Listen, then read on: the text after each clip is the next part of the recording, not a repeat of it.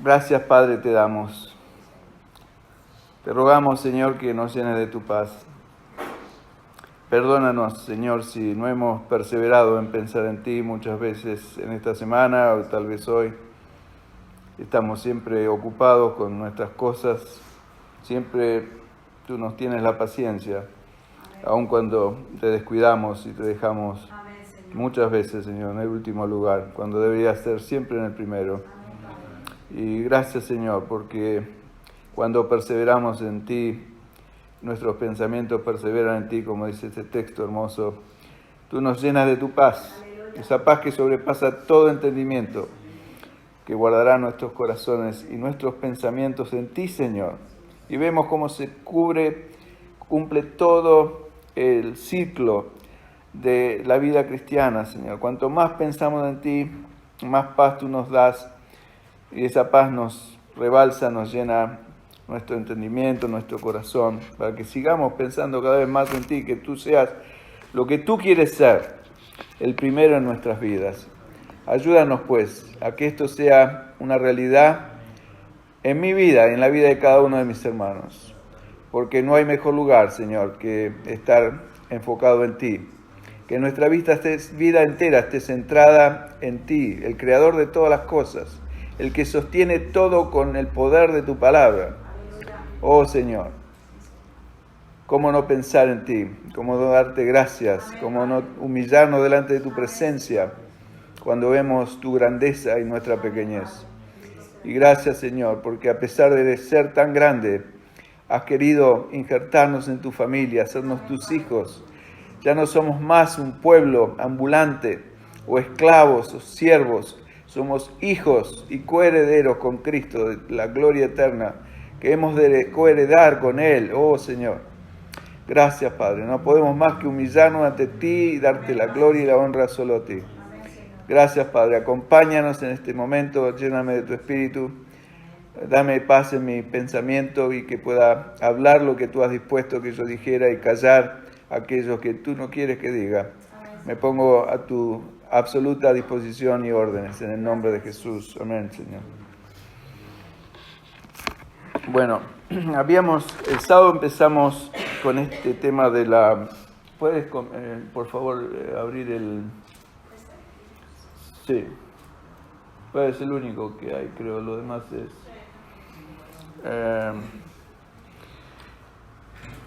el tema de la iglesia, un edificio de 3 pisos, compuesto también por un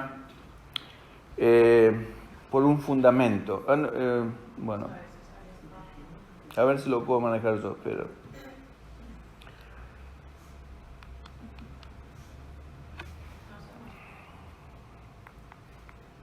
El pointer anda... Tarda un poquito en tomar efecto.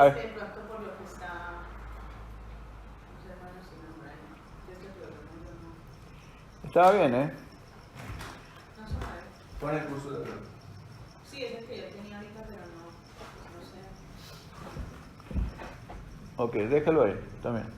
Por ahora está bien. Ok, ese es lo primero que vimos. Eso significa un terreno en la tierra, por eso puse los 2 árboles para que se sepa que es un terreno, digamos, un lugar, no está en el aire, sino que en la tierra. Y el fundamento de la iglesia es el saber, cada uno de nosotros, no solamente yo gracias a Dios lo entiendo y lo disfruto, pero también es necesario que cada uno de aquellos que componemos la iglesia del Señor, en este lugar, estoy hablando de una iglesia, por supuesto el Señor tiene, cuando empezamos a hablar de la iglesia hay muchos conceptos sobre la iglesia. El Señor tiene una iglesia universal que se refiere a todos los cristianos sin ningún tipo de denominación. Les aclaro, no vayan a creer que ni los bautistas, ni los metodistas, ni los católicos apostólicos romanos, Dios no tiene preferencia de credos o de entidades religiosas humanas. Dios busca corazones humillados delante de Él. Es todo lo que busca el Señor. Dispuesto a obedecerlo, a amarlo, a servirlo. Y esos son discípulos, personas que han rendido su vida, y eso es lo que significa el bautismo. Nuestro bautismo, como dice en Romanos 6, significa mi identificación con la muerte de Cristo. En ese lugar donde Cristo fue muerto y crucificado, yo morí también. Me identifico, mi viejo hombre fue crucificado con Cristo, dice Romanos capítulo 6 también, creo que es el verso 6. Entonces, de ahora en adelante, el bautismo significa inmersión, sepultura de mi vieja vida carnal, terrenal, con la cual vine, me trajeron mis padres a este mundo, nací, pero nací de nuevo, a una nueva vida espiritual. Y como dice Juan capítulo 1, no fuimos engendrados por voluntad de hombre ni de varón, sino voluntad de Dios. Y ese nuevo ser que se creó, Dios generalmente lo pone para que crezca, así como un niño que es engendrado debe estar en el vientre de su madre, para que se geste y después nazca. A nosotros, de alguna manera o de otra, nos ha puesto en una iglesia. La iglesia es un símbolo de lo que es nuestra mamá, el lugar donde crecemos, nos desarrollamos, de que somos gestados hasta que nacemos al Espíritu. Eso puede demorar un tiempo, depende de cada uno de nosotros. Algunos que han estado años en la iglesia y todavía no han nacido. Hay algunos que han nacido y todavía con el cordón umbilical que les cuelga de la mamá, no han desprendido, no se han cortado ese cordón umbilical de la vieja vida, etc. Pero ahí donde estamos todos, somos parte de una iglesia, y la iglesia no es una congregación es un grupo de personas, ¿no es cierto? Así como era Israel en el desierto, era una gran congregación de millones de personas. Y una congregación, muchas veces, yo he escuchado muchas veces, yo mismo no lo tenía claro, usaba indistintamente la palabra iglesia o congregación, pero congregación no es una iglesia, es lo opuesto. Es un grupo de gente que ninguno tiene una relación íntima con el otro, o sea, a lo mejor tienen una relación con Dios como era Israel, pero eran todas relaciones unipersonales hacia Dios, pero entre ellos había constante conflicto, porque no... y eso es uno de los distintivos del nuevo pacto, ¿no es cierto?, en distinción o en diferencia con lo que era el viejo pacto. Una iglesia puede ser también, no solo una congregación, o digamos, lo que llamamos iglesia, puede ser realmente un club, un lugar donde las personas se juntan, son muy amigos, pero no tienen comunión. En la iglesia hay comunión, quiere decir cosas en común. El término comunión es mucho más alto y amplio que el término amistad. Nosotros podemos tener amigos, yo de hecho tengo amigos en el mundo, mis amigos de la infancia, todavía son mis amigos, son gente que uno aprecia, quiere, respeta, etc.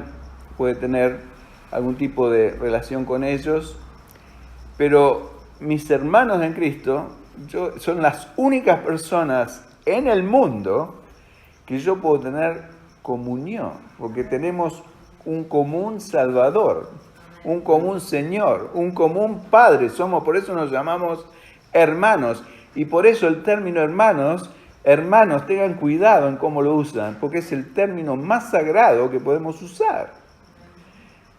Yo por eso no tengo ningún interés que me llamen pastor. Para mí que me llamen hermano me dignifica tremendamente. No quiero más que eso, que ser llamado hermano, porque para mí ser hermano del Señor Jesús y hermano de un hermano o hermana en Cristo me dignifica tremendamente, me identifica con mi Señor. Somos hijos del mismo Padre. Tenemos un mismo hermano mayor que es nuestro Señor Jesús. Hermano, dígame si usted puede encontrar un título más honorario o más hermoso y apreciable que ese. No, yo no encuentro. Entonces, por eso es que para mí no me interesa que me llamen ni doctor, ni ingeniero, ni abogado, ni diputado, ni excelencia, ni pastor, ni líder, que me llamen hermano, me llena de gozo. Entonces, pero, o sea, en el club, volvemos al tema del club, ¿no es cierto? Muchas llamadas iglesias en realidad son más que clubes, las personas son amigos, se hacen amigos, tienen cosas en comunes, tienen generalmente un mismo lenguaje, una misma ascendencia, un muy parecido,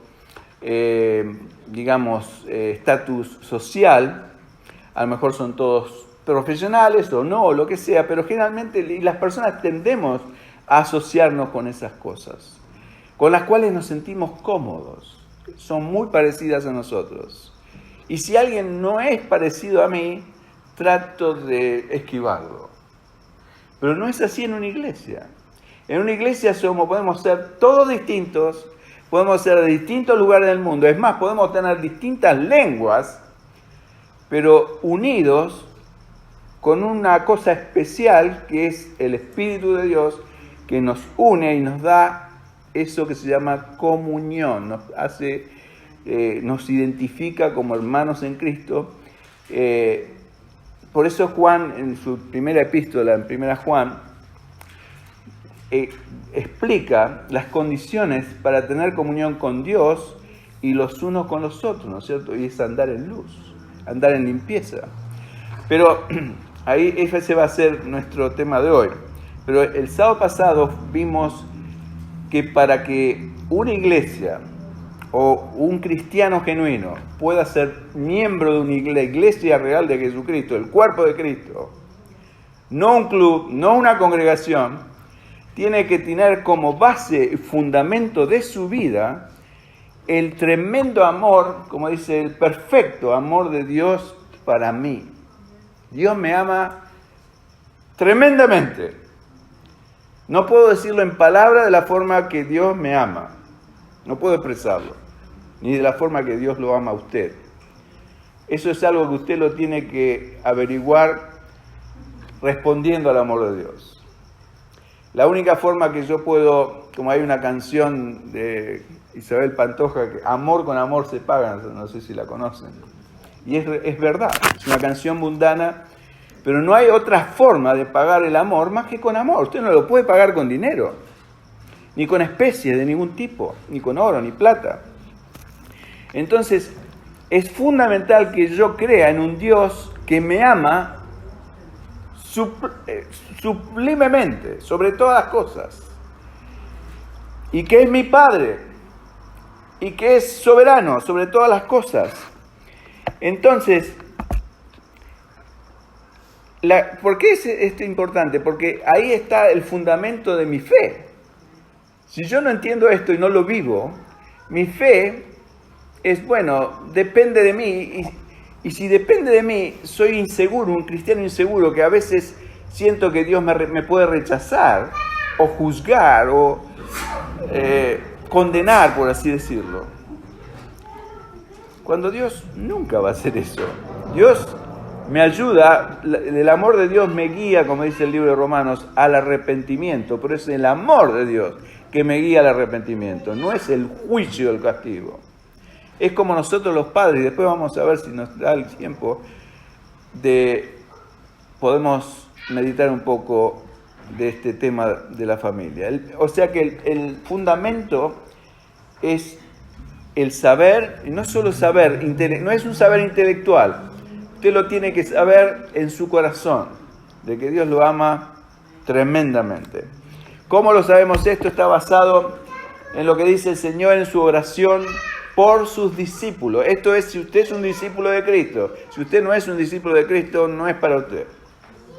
El Señor ora al Padre y le dice, yo en ellos y tú en mí, para que sean perfectos en unidad. ¿Se da cuenta? La unidad es un milagro que hace Dios por su Espíritu en nosotros.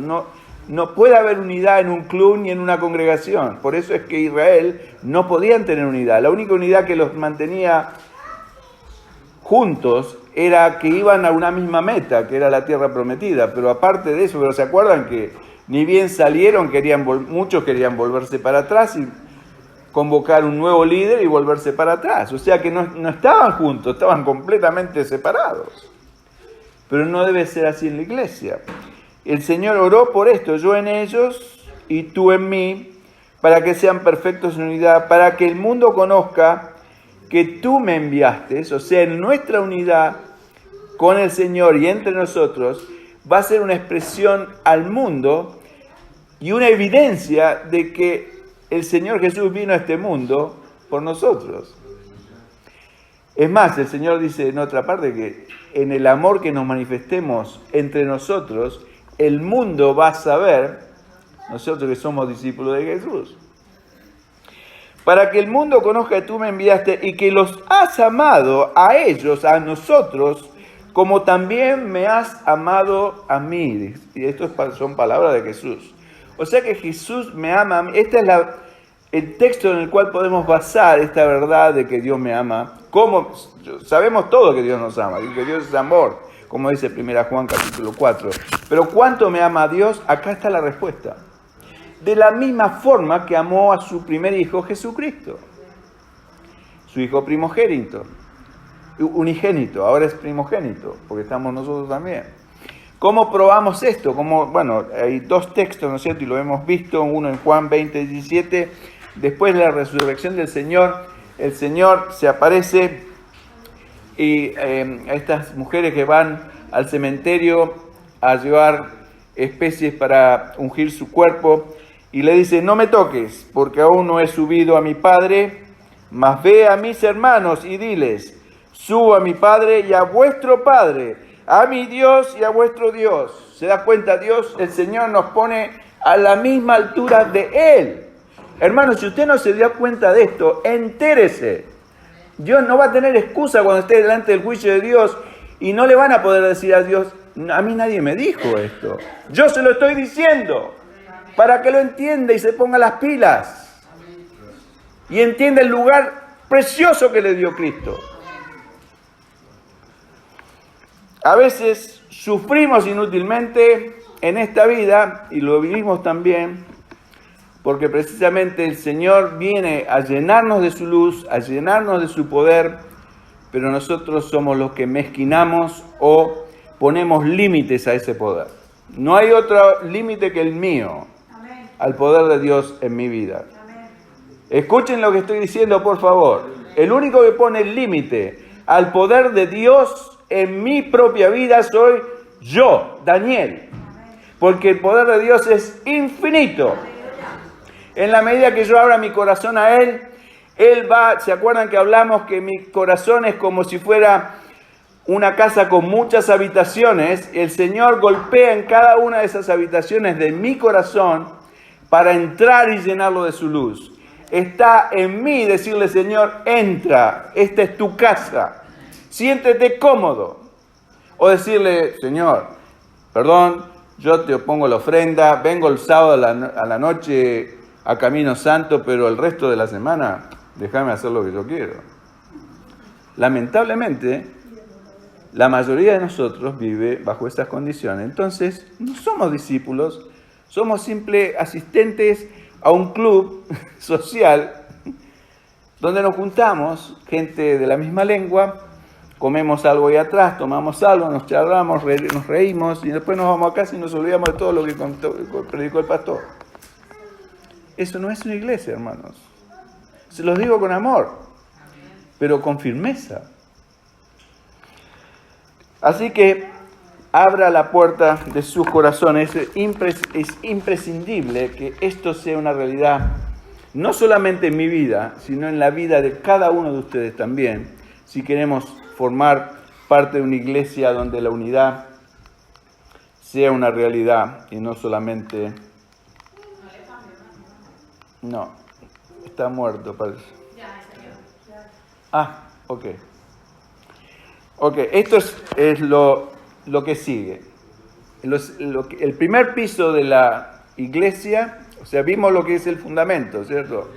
Ahora vamos al primer piso. El primer piso es de la iglesia, es mi relación personal con Dios. O podemos decir nuestro diario caminar con Dios. Y esto no tiene nada que ver de los días sábado a la noche cuando vengo a la iglesia. No estoy hablando de eso. Estoy hablando de mi diario caminar con Dios. ¿Se entiende la diferencia? La mayoría de los cristianos se identifican a sí mismos por lo que hacen cuando van a la iglesia a la reunión, ya sea el sábado a la noche. Para nosotros, que somos raros, la mayoría de los cristianos se reúnen los domingos a la mañana. Entonces, la mayoría de los cristianos son cristianos domingueros. Muchos de nosotros somos cristianos sabatistas, los días sábados nada más. El resto de la semana vivimos como a nosotros se nos antoja. Y eso no va en el concepto de iglesia. En mi caminar diario con Dios es necesario que mantengamos una limpia conciencia. Eso es lo primero, ¿no es cierto? ¿Cómo es mi diario caminar con Dios? Y insisto, estoy hablando de domingo para nosotros a viernes. Olvidémonos del sábado. También el sábado. Pero, ¿cómo vivo yo cada día de la semana? Mi conciencia tiene que estar limpia delante de Dios constantemente.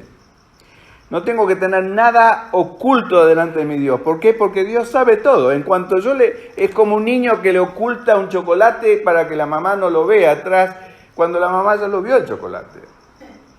Entonces, a veces nosotros hacemos travesuras y las escondemos porque pensamos que Dios no se dio cuenta.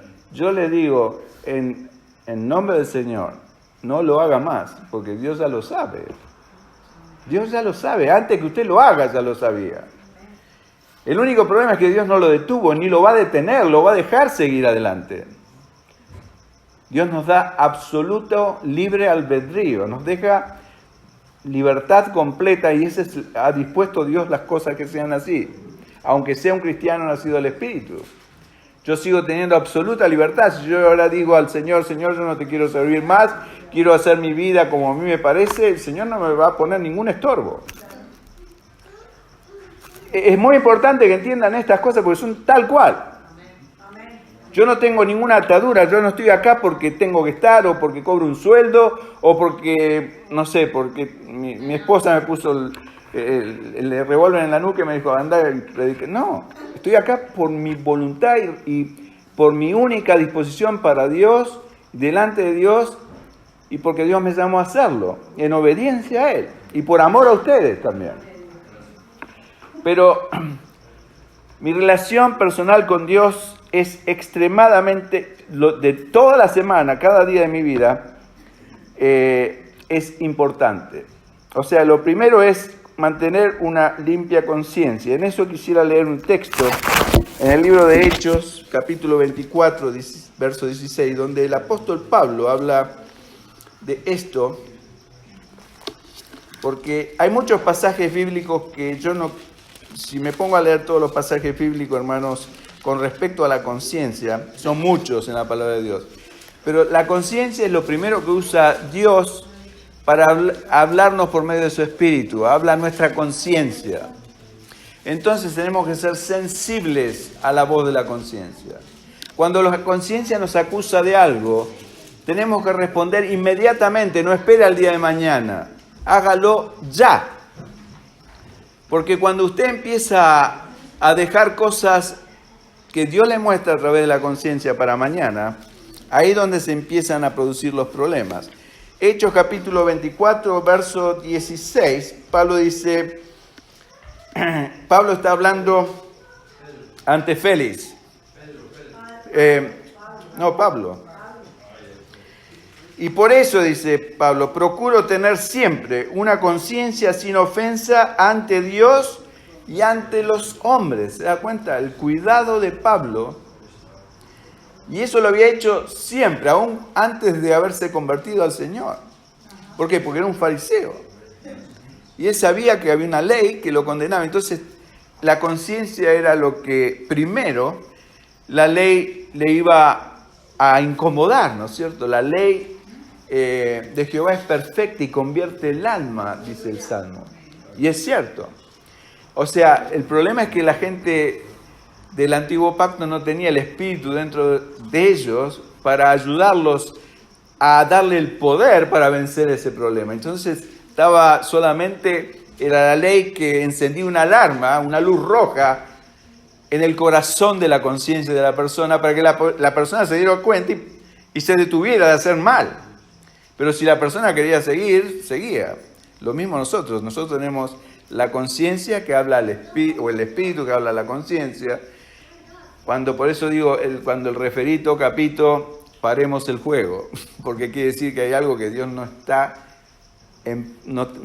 contento con nosotros. Cuando yo pierdo la paz o pierdo el gozo, son dos síntomas claros de que hay algo que Dios no está contento conmigo. Tengo que arreglar cuentas enseguida. Eso es conservar una buena conciencia. Y eso es responsabilidad de cada uno de nosotros. Yo se lo estoy diciendo para que usted lo haga. Yo no lo puedo hacer por usted, por ninguno de ustedes. No lo puedo hacer por mis hijos, no lo puedo hacer por mi esposa. Menos lo puedo hacer por ustedes. Yo no los veo hasta el sábado que viene a la mayoría de ustedes. ¿Cómo viven ustedes? Dios solo sabe. Pero los hago conscientes delante de Dios de que esto es una realidad y que esta es la forma que Dios requiere que vivamos nuestras vidas. En el Salmo 139, verso 24, es un precioso salmo. Dice así la palabra del Señor, Salmo 139, el último verso del Salmo 139, el verso 24. Estoy leyendo ahora de la Reina Valera, dice así: y ve si hay en mí camino de perversidad. Esto es el rey David hablando, ¿no es cierto? Le dice a Dios: ve si hay en mí camino de perversidad y guíame en el camino eterno. Esta debe ser mi constante actitud delante de Dios para tener una buena conciencia. Exponerme, esto es andar en luz, decirle: Señor, escudriñame, ve si hay en mí algo malo que yo no veo. A veces no nos damos cuenta, porque todos tenemos cosas ocultas. Pero seamos honestos con Dios, Dios nos lo va a revelar. Pero mire lo que dice la Nueva Biblia Viva, el mismo texto, dice así, se lo leo. Dice: señálame lo que en mí te ofende y guíame por la senda de la vida eterna. Y esto es hermoso, porque yo creo que dice mucho más que si yo digo: ve si hay en mí camino de perversidad. Lo que quiere decir literalmente en nuestra lengua es que le estoy pidiendo a Dios que me muestre lo que hay en mí que lo ofende a Dios. O sea, eso es tener temor de Dios, no temor de que Dios me vaya a hacer algo malo a mí. Eso es temerle a Dios y está mal. Yo no tengo que temerle, es mi Padre. Una vez vi a un niño que le teme al Padre, tiene que ser un Padre despiadado. Pero no es así nuestro Dios, es un Padre amoroso. Entonces, si mi Padre está ahí y yo le pido a Él que me muestre, que me señale lo que hay en mí que lo pueda ofender a Él, eso es el temor que debo tener yo y cada uno de ustedes. Esa tiene que ser nuestra actitud constante delante del Señor. Señor, y cada día, Señor, muéstrame, dime si hay algo que yo estoy haciendo que a ti te desagrada, que te ofende. Porque no quiero ofender a mi Dios, porque lo amo. Es como, o sea, si yo le preguntara a mi esposa, a la cual amo también, decir: mira, querida o cariño, si hay algo que yo te digo o que hago, y sinceramente es mi actitud delante de mi mujer, y debe ser la de todo marido, porque a veces hacemos cosas los maridos en torpeza. A lo mejor nuestra esposa está limpiando algo y nosotros pasamos livianamente y le ensuciamos lo que ella acaba de limpiar. Es una falta de respeto. Entonces, bueno, eso puede ser una cosa que inicie una rencilla en el hogar. Nunca vimos ninguna, pero es una rencilla potencial. Pero si yo tengo un corazón honesto de no querer ofender a mi esposa, si mi esposa me dice: Daniel, acabo de limpiar, perdón, perdón, o sea, sinceramente de mi corazón, le pido perdón inmediatamente.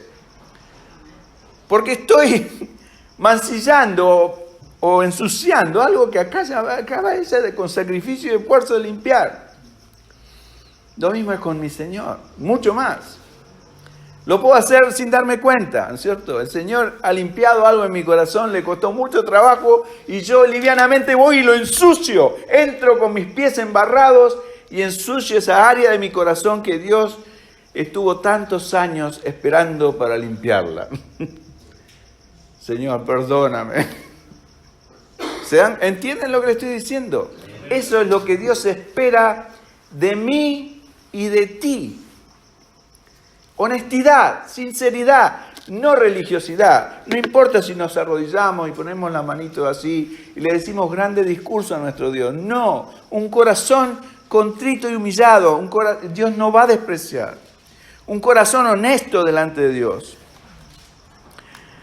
Así que las cosas que podemos hacer nosotros que ponen triste a nuestro Dios son las que debemos tener cuidado. No debemos temerle a Dios por lo que Él nos haga, sino más bien por lo que nosotros podamos lastimarlo a Él con algo que hacemos sin darnos cuenta inclusive. O a veces nos damos cuenta, pero lo hacemos. Así que podemos pedirle al Señor que nos muestre cualquier cosa en nuestras vidas que sea desagradable a Él. Y nunca dude de disculparse. Ahora no estoy hablando solo de Dios, sino de las personas también. Hay dos áreas, ¿se acuerdan en 1 Juan, capítulo 1, verso 7, para andar en luz? Yo no puedo tener comunión con ustedes si no tengo primero una verdadera comunión con Dios. Es la cruz. ¿Se acuerdan del brazo vertical de la cruz y el brazo horizontal? El brazo vertical marca mi relación con Dios. Si yo no ando en luz con Dios, quiere decir en honestidad con Dios, jamás puedo andar en honestidad con ustedes, con mis hermanos. Entonces, y eso es una ley espiritual. Entonces, así es con Dios. Acabo de transcribir lo que debo hacer con Dios. Y esto es todo, nuevamente, lo pongo en perspectiva para que nos demos cuenta de qué estamos hablando. Estamos hablando de construir una iglesia de acuerdo al modelo de Dios, no de acuerdo a la Alianza Cristiana Misionera, ni a la Iglesia Bautista, ni a la Iglesia Metodista, ni a la Presbiteriana. Es la iglesia de Jesucristo. Una iglesia sin mancha y sin arruga. No perfecta, por supuesto, porque ninguno de Dios es perfecto. Entonces ahí está el Salmo 139, nueva versión viva. Señálame lo que en mí te ofende y guíame por la senda de la vida eterna. ¿Se da cuenta? La vida eterna es el conocimiento de Dios. Esta es la vida eterna, dijo el Señor. Que te conozcan a ti, a tu Hijo Jesucristo. Entonces, cuanto más andemos en ese camino de verdad y de santidad y de honestidad delante de Dios, andar en luz, bueno, precisamente es el camino de la vida eterna. Vamos a conocer más a Dios. ¿Saben por qué? Porque Dios se le va a revelar a usted. Amén. En forma que usted jamás se imaginó. Se va a mostrar no ya como alguien velado, sino como alguien tangible, alguien casi palpable. ¿Por qué? Porque Dios es galardonador o premiador de todos aquellos que le buscan. Entonces, si usted busca a Dios, así como ese pasaje en Isaías 26, ¿no es cierto? No solamente nos va a dar paz, sino que ese es el primer premio que me da el Señor, la paz. Pero también me va a dar revelación espiritual, riqueza espiritual, entendimiento de su voluntad. Entender que su voluntad es agradable y perfecta para mí, es lo mejor que me puede pasar. No tengo ningún empacho en decirle, Señor, yo quiero hacer tu voluntad, no porque te tengo miedo, sino porque primero no te quiero ofender y aparte porque estoy convencido de que la voluntad de Dios es lo mejor para mi vida. Absolutamente. Así que la buena conciencia es con Dios, pero también con mis hermanos, con mis seres afines, con mis con ciudadanos inclusive, o con mis hermanos en Cristo, con todas las personas que me rodean. Entonces, no dude, este es otro punto interesante, en humillarse o pedir perdón delante de cualquier persona que usted haya ofendido. No lo dude. Así sea su esposa, así sea su esposo, así sea su hijo, su hija. Si usted ofendió a alguien y en la conciencia se lo muestra, inmediatamente pida disculpas. Sea honesto delante de Dios y delante de las personas. Discúlpame. Discúlpame por lo que dije o por lo que he hecho o lo que no hice y debía haber hecho. Discúlpame. Sea honesto. Es como si, yo alguna vez dije, creo ya, que es como si ofendemos a alguien, es como una espina que se entierra en nuestros pies cuando caminamos descalzos, si camináramos descalzos. ¿Cuánto tiempo vamos a esperar para sacarnos esa espina del pie?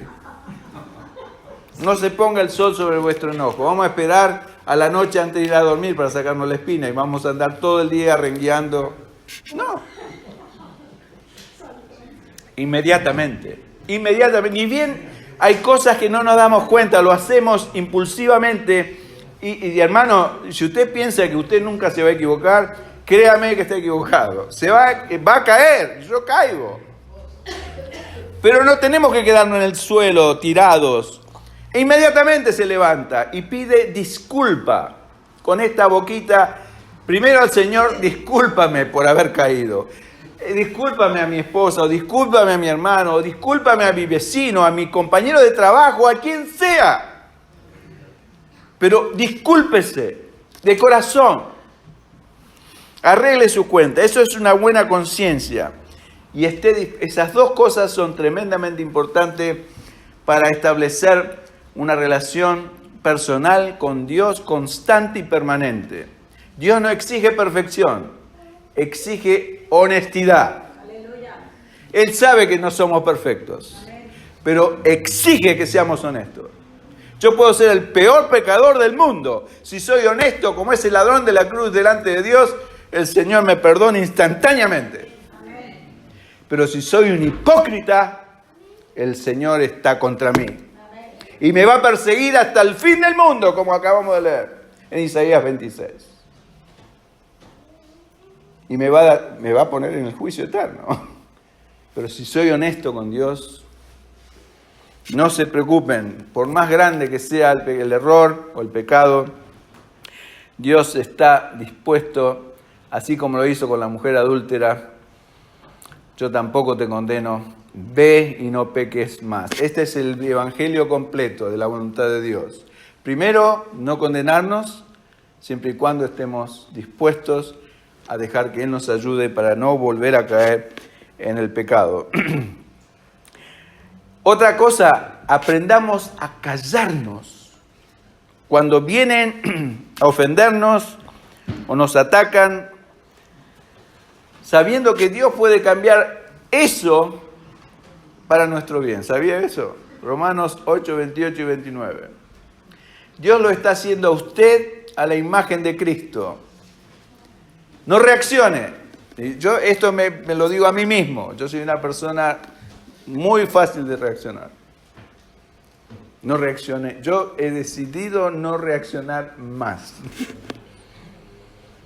Puede venir una persona mucho menor que yo, insolente, y decirme cosas hirientes. El Señor hace años ya que me dijo una vez, cállate la boca. ¿Es difícil? Es difícil. Pero que el Señor da la gracia para hacerlo.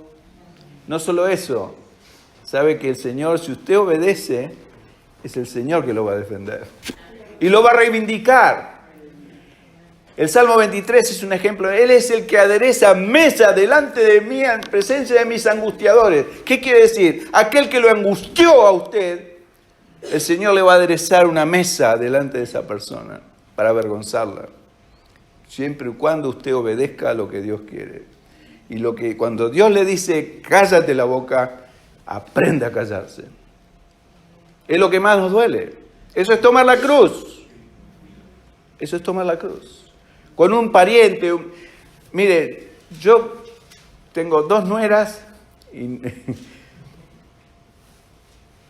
no quiero, yo ya hice, digamos, internamente en mi corazón delante de Dios, yo nunca me voy a pelear con ninguna de las dos, nunca. Así me digan lo que me digan, o me traten como me traten, Dios es el que hace justicia. Romanos 8:28, por supuesto, como dice, todas las cosas obran para bien para aquellos que aman a Dios, conforme al propósito para el cual hemos sido llamados, y ese propósito es hacernos conforme a la imagen de su Hijo Jesús. Todos esos latigazos que duelen nos sirven para que el Señor moldee en nosotros la imagen de Jesús. ¿Que duele? Duele. Hay cosas que duelen y siguen doliendo, pero dejémoslo en la mano de Dios. ¿Qué dice el Señor? Mía es la venganza, yo pagaré, dice el Señor. ¿Dónde lo dice eso? En Romanos 12:19. Leo el texto completo. No os venguéis vosotros mismos, amados míos, sino dejad lugar a la ira de Dios. Porque escrito está, y esto es una cita en Deuteronomios, mía es la venganza, yo pagaré, dice el Señor. Él va a pagar. Así que no se preocupe usted por defenderse. Déjeselo al Señor. En Hebreos 10:30 hay una cita parecida, denotando el hecho de que la venganza es de Dios, no de nuestra parte. Amén. Así que, otra cosa, no se pelee con nadie. ¿Quiere cumplir esto? Que su relación personal con Dios sea impecable. Decida en su corazón no pelearse con nadie. Como dije, aunque lo ofendan, aunque le pisen el pie, el dedo gordo del pie o lo que sea, el callo, plantar.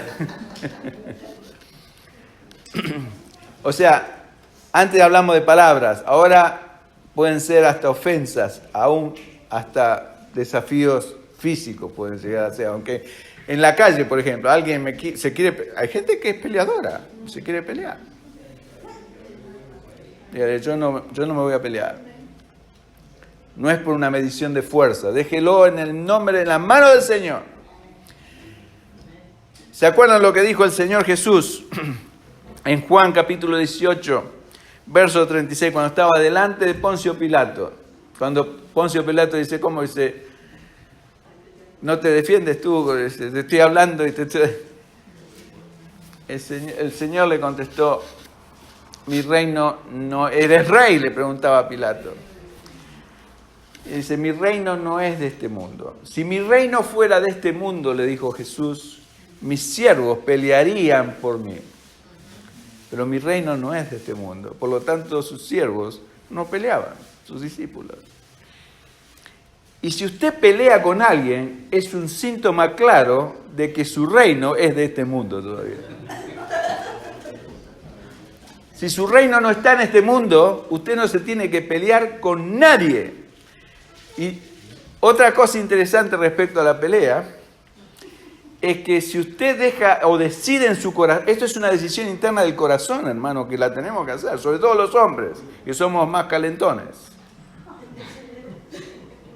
Si usted decide en su corazón no pelearse con nadie, usted va a tener toda esa energía disponible para confrontar al diablo.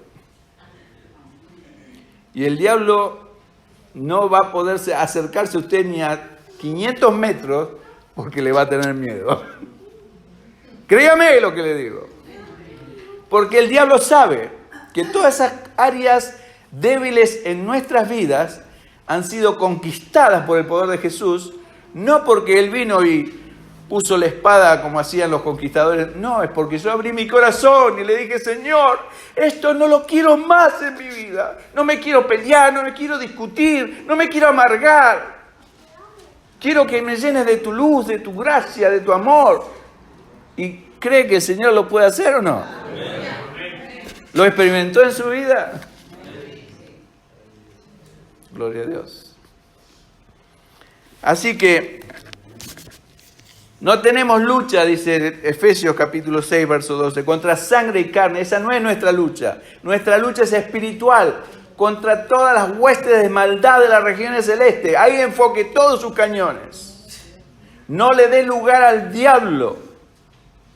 No permita que el diablo interfiera en su vida matrimonial, en su vida privada, en la vida de sus hijos, en la vida de sus nietos. Decláreselo al Señor Jesucristo. Es propiedad de Él.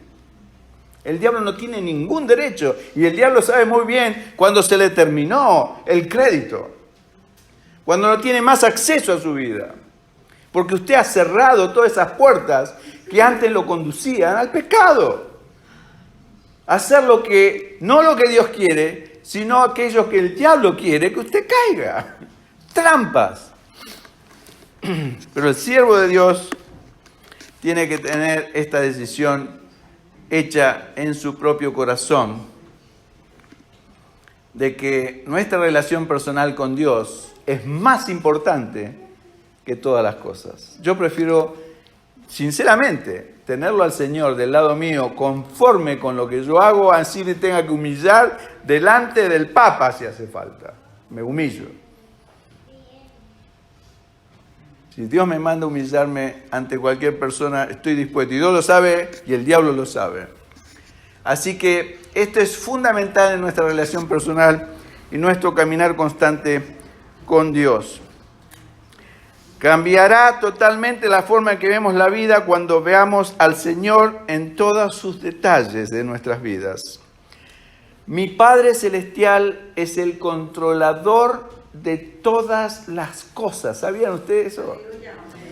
En los 3 últimos libros que estuvimos estudiando, estamos estudiando Malaquías, pero antes de eso estudiamos Zacarías y antes de eso el otro profeta Ageo. En esos 3 libros de la Biblia, más de 90 veces se repite la frase Jehová de los ejércitos. Y lo que significa literalmente es el Dios de todo poder y soberano sobre todas las cosas. Ese es mi Dios. Ese es el Dios en el cual sirvo y creo y amo. Y Él me ama a mí con la misma intensidad que amó a mi hermano Jesús. Y usted puede decir lo mismo. Pasemos al próximo punto. Nuestra relación de familia, tremendamente importante en la vida cristiana. ¿Qué quiero decir con esto? Nuestra relación con nuestras esposas o nuestros esposos es absoluta importancia en mi vida cristiana. Yo no puedo vivir una vida cristiana eficaz si mi familia es un desastre. Es más, es una condición para un anciano, para un diácono en una iglesia, un líder en una iglesia, es que tenga a sus hijos en sujeción, que tenga a su familia en orden, en otras palabras. Porque aquel que no tiene a su familia en orden, ¿cómo va a administrar o controlar la iglesia del Señor, donde hay muchos más hijos? Entonces, vemos que el aspecto familiar en la vida de cualquier cristiano, quiera ser líder o no, es absolutamente importante. Y yo he dejado, digamos, un poco postergado el tema, sobre todo de, digamos, el tema matrimonial, precisamente porque es un tema espiritual. Si usted no resuelve estas bases de entender que el perfecto amor tiene por usted, si no tiene cuidado en una perfecta relación constante y permanente con su Dios, es muy difícil que usted tenga una buena relación de familia. Muy difícil. ¿Por qué? Las prioridades de un verdadero cristiano deben ser siempre, Dios es el número 1. Si Dios es el número 1, escuche bien esto porque es muy importante. No es opcional, es fundamental para un cristiano. Si Dios no es primero en mi vida, difícilmente yo voy a ser el esposo que mi esposa necesita, o el padre que mis hijos necesitan, o el abuelo que mis nietos necesitan. Si Dios es el primero en mi vida, puedo cubrir todos esos roles con absoluta confianza y éxito en mi vida. 100% efectivo. Así que mi amor por el Señor debe ser el primero en mi vida. ¿Cuál es el segundo? Mi esposa. Y si usted tiene un esposo, es su esposo. No puede haber nada alrededor de eso. Ni sus hijos, si quieren, pueden tomar el segundo lugar en su vida. Tiene que ser su esposa, su cónyuge. Amén. Créame, a veces hay mucha gente que ama más a los hijos que a su esposo o a su esposo. Y está mal. Amén. Esto está decretado por Dios. Amén. No lo digo yo, no es una teoría mía que la inventé yo hoy cuando preparaba la charla o la prédica. Es la voluntad de Dios. ¿Sabe cuál es el primer mandamiento que dio Dios en la palabra de Dios? ¿Cuál es? No. Antes de eso, antes de que el hombre caiga en pecado, en Génesis capítulo 2, ¿sabe lo que dice Génesis capítulo 2, verso 24? Dice así, se los leo. Este es el primer mandamiento de Dios para el hombre, para Adán, o sea, para mí. Por tanto, dejará el hombre a su padre y a su madre. Adán no tenía ni padre ni madre, no se lo dijo a Adán, me lo dijo a mí. Y se unirá a su mujer y serán una sola carne. O sea, se unirá a su mujer. Lo que dicen otras versiones es que se apegará a su mujer. No quiere decir, no habla solamente de la relación sexual acá. Habla de una relación completa, de estar unidos. Por eso cuando habla de una sola carne, no se refiere solamente a relación sexual. El propósito de Dios para el matrimonio es que seamos uno. Absolutamente uno. Que el diablo no puede encontrar una pequeña endija donde meter su cola para destruir un matrimonio. Porque una vez el pastor Aileen, hace muchos años, dio un ejemplo de la cuña. La cuña, ¿no es cierto?, es algo muy pequeño, como en forma de un cono, y que una vez que uno pone la cuña, por ejemplo, en un tronco de árbol y empieza a darle golpecitos pequeños, es tan poderosa que puede partir un árbol por la mitad. Y así es el diablo. El diablo, donde pueda encontrar un agujero, es como una cuña. Con golpecitos muy delicados, empieza a dividir y a partir hasta que deshace completamente el matrimonio. Por eso la Escritura dice, no deis lugar al diablo. No se ponga el sol. ¿Se acuerdan de esas dos cosas que ya la vimos? Son dos cosas fundamentales a tener en cuenta y vienen en relación con esto. Y tercero, por supuesto, son nuestros hijos que completan la familia, los cuales tenemos una relación o una responsabilidad hacia ellos, sobre todo mientras son pequeños.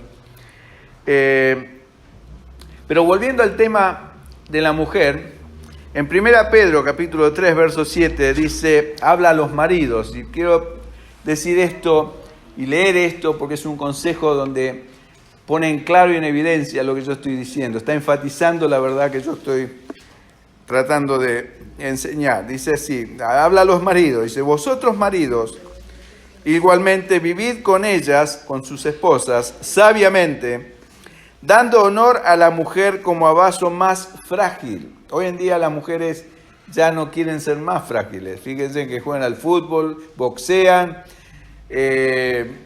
son trabajadoras en las minas, hacen de todo las mujeres. Y ya son rudas y son musculosas. Y las mujeres se parecen cada vez más a los hombres. No hablo de todas las mujeres, pero digamos las mujeres modernas que vemos ahora en la calle. Las mujeres se parecen cada vez más a los hombres y los hombres se parecen cada vez más a las mujeres. Por lo menos donde yo vivo, no sé dónde estoy viviendo. Así que vivid con ellas sabiamente, dice a mí como marido, dándole, ¿cuál es la sabiduría? Que yo le dé a mi esposa un honor como un vaso más frágil. Quiere decir que la tengo que tratar como una reina. Ahora, ¿usted sabe lo que va a pasar si usted trata a su esposa como una reina? Automáticamente ella lo va a tratar a usted como un rey. Indudablemente. Si usted está sujeto a su esposa, cuando dice en Efesios, capítulo 5, todos los maridos leen el versículo de Efesios 5 donde dice, mujeres, estad sujetas a vuestros maridos como la iglesia está sujeta al Señor como cabeza de la iglesia, porque el marido es cabeza del hogar, lo cual es cierto. Pero antes de eso, la exhortación es que estemos todos sujetos unos a otros. O sea que el hombre también tiene que estar sujeto a su mujer. Y si yo estoy sujeto a mi mujer, amándola y guardándola como un vaso más frágil, la sujeción viene espontáneamente. No hace falta que yo luche para que mi esposa esté sujeta a mí. Es natural. Porque es el plan de Dios, perfecto. Para el hombre y cualquier mujer.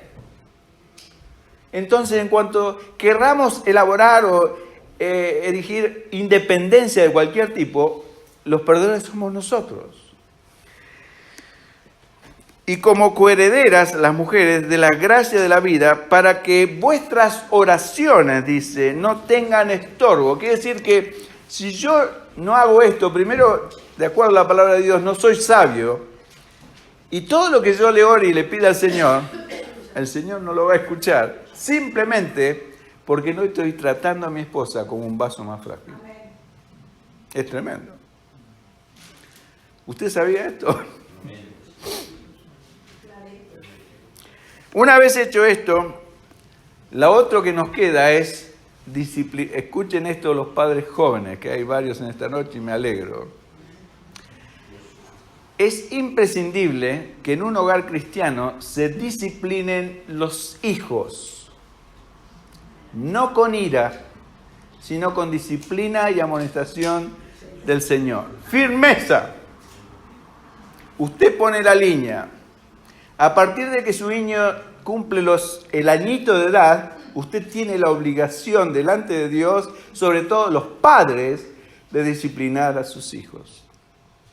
Porque si no, sus hijos van a nacer y van a crecer torcidos, indudablemente, por más que usted los traiga a la iglesia, los haya bautizado, los haya inmergido en agua o lo que usted quiera hacerles. Si usted no los disciplina, sus hijos se van a torcer. Indudablemente. Y hay varios textos en la Biblia, por ejemplo, Efesios capítulo 6, verso 4, que habla de esto, que Efesios capítulo 6, verso 4. Y vosotros, padres, no provoquéis a ira a vuestros hijos, sino criadlos en disciplina y amonestación del Señor. ¿Cómo es la disciplina y amonestación del Señor? Bueno, usted tiene que conocer a Dios, se da cuenta, para poder disciplinar a sus hijos. Porque si usted no está bajo disciplina del Señor, no va a saber cómo Dios lo disciplina a usted. ¿Cómo va a hacer usted para disciplinar a sus hijos como Dios lo disciplina a usted si usted no está disciplinado? Y el libro de Hebreos capítulo 12 dice que si soportamos la disciplina, Dios nos trata como hijos. Recién ahí. Si yo no soporto la disciplina, Dios me deja de tratar como un hijo. Es tremendo. Y eso da énfasis a esto que estoy diciendo. El padre tiene que disciplinar a su hijo. Corregirlo, no para mal, sino para bien. Para que salga honesto, para que salga derecho, para que no se tuerza. Proverbios capítulo 22, verso 15, dice así: la necedad está ligada en el corazón del muchacho o de la muchacha, pero la vara de la corrección la alejará de él o de ella. La vara de la corrección. Castigo físico, que hoy está casi prohibido acá en Australia. Pero no con ira. Insisto en esto, no con ira. Yo muchas veces castigué a mis hijos con ira. Y están mal. Y les tuve que pedir perdón muchas veces. Y si usted castigó a sus hijos con ira, pídale perdón, así sea un niñito de 1 año. Él lo va a entender. Y humíllese hasta delante de un niño. Es lo que hablábamos antes, ¿no es cierto? En el primer está enfocado en mi relación personal con Dios. Ahora estamos acá en este nivel. Pero la humillación estaba en este nivel. y dijimos de cualquier persona que hayamos ofendido, si ofendió a su hijo o lo castigó incorrectamente, pídale perdón. Debemos ganar los corazones de nuestros hijos con honestidad y no con perfección. No nos pintemos delante de ellos como padres perfectos, porque no lo somos. De la misma forma que no lo somos delante de Dios, entendamos que nuestros hijos van a ser los primeros en detectar, aparte, después de nuestra esposa, cuáles son nuestros puntos débiles. Nuestros hijos son testigos oculares de nuestras deficiencias. Y muchas veces los hijos no están en la iglesia por nuestra propia estupidez. Y no le echemos la culpa a ellos. Enfoquémonos en nosotros. ¿Qué hice mal? Y si hace falta humillarse delante de Dios, humíllese. Pídale perdón al Señor por no haber hecho lo que tuvo que haber hecho, lo hizo mal, por ignorancia, por tantas cosas. Yo también lo hice. Pero arrepintámonos. Dios siempre tiene la oportunidad de arreglar cualquier situación, siempre y cuando seamos honestos. Cualquier situación. No importa lo grave que sea. Así lo hayamos torturado a nuestros hijos, por así decirlo en una exageración. Señor, perdóname. Hijo, perdóname. El Señor, simplemente con su honestidad, su hijo va a empezar a cambiar. Su testimonio delante de Dios y delante del mundo. Así que debemos ganar los corazones de nuestros hijos con honestidad y no perfección. Nuestro propósito no debe ser castigarlo. Nunca el propósito del padre es, hoy me voy a dar el gusto, voy a castigar a mi hijo. No. Mi propósito nunca fue castigar a mis hijos. Y yo se lo expliqué varias veces. Mira, yo no quiero castigarte. Pero tú entiendes que hiciste algo mal, te tengo que castigar. Y su hijo va a empezar a entender y se lo va a agradecer. Nuestro propósito debe ser no castigarlos, sino ayudarlos a crecer en el temor de Dios. Ese es nuestro propósito. Si usted lo disciplina en la amonestación del Señor, Él va a empezar a, por así decirlo, desarrollar el temor de Dios en su propia vida. Porque no se olvide que los hijos, o sea, cuando usted le empiece a hablar de Dios como padre, lo va a asociar con usted, con su figura paterna. Entonces, si la figura de papá humano está distorsionada en la mente de un niño, por supuesto al niño le va a resultar difícil entender que Dios es un padre amoroso. Y eso es lo que le pasa a muchos niños. Que nos vean como padres honestos, que los amamos y respetamos en su dignidad como humanos, así sean niños pequeños, para que cuando crezcan no sean rebeldes y podamos ganar así sus corazones. Ese es el propósito de un padre, ganar el corazón, la confianza de su hijo, de su hija, porque hay muchos niños que están solos en este país sobre todo, porque los padres trabajan, están muy ocupados y los niños la tienen que arreglar solos. Los niños necesitan a los padres. Los abuelos son como un neumático de auxilio. Cuando se pincha el neumático hay que también, pero no es el propósito de Dios que los abuelos críen y disciplinen a los padres. Los abuelos están para disfrutar a los nietos. Lamentablemente hoy se ve cada vez más el hecho y la realidad de que por droga o por alcohol o por tantas cosas, por trabajo, que los niños tienen que ser criados por los abuelos. Así que, ¿oran ustedes por sus hijos? Siempre. Bueno, le pido a los jóvenes, a las parejas jóvenes, que empiecen a orar por sus hijos, decidida y constantemente. Porque si usted no ora por su hijo, en este siglo en que vivimos, lamentablemente sus hijos se van a perder. Porque la influencia del mundo es muy grande. Están metidos en un caldo, por así decirlo, en un guiso, que es muy difícil, a menos que vean padres que rindan estos 3 prerequisitos y sean honestos con sus hijos y los hayan disciplinado y guiado y encaminado hacia Dios. No espere que la iglesia lo haga, no espere que nadie lo haga, es trabajo de ustedes. Cómprense una Biblia de estudio así para niños, en cuadros, y empiéceles a enseñar la escritura de temprana edad. Yo me acostaba con mis hijos, con los dos, eran bien pequeñitos, un año, y todas las noches leíamos un salmo, leíamos una Biblia, orábamos juntos, después se acostaban en su camita. El niño no se olvida más de eso. Puede ser que anden enredado en cosas, sí, por supuesto, todos tenemos altibajo en la vida.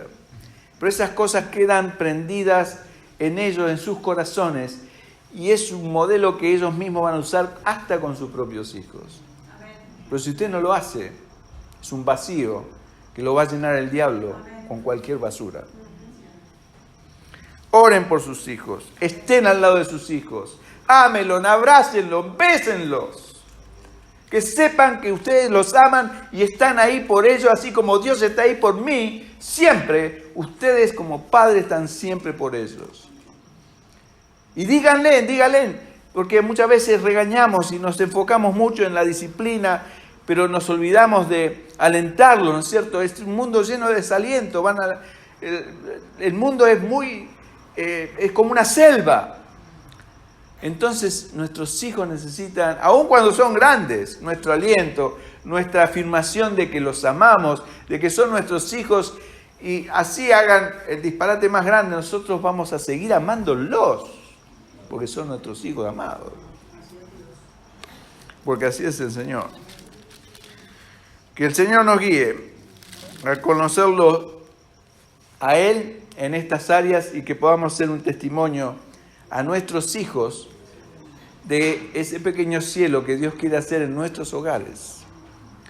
Vamos a dejar acá, no vamos a poder completar, pero el próximo capítulo es la iglesia, el último piso en el edificio. Por eso es que la iglesia es un edificio de 3 pisos y un fundamento. Así que si Dios quiere, el sábado que viene vamos a ver el tercer piso o el último ingrediente para la iglesia. Oremos.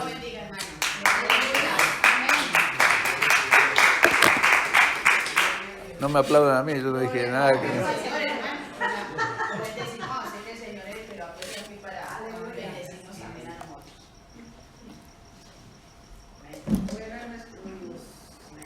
Amén. Miren, el Señor es absolutamente un Padre amoroso.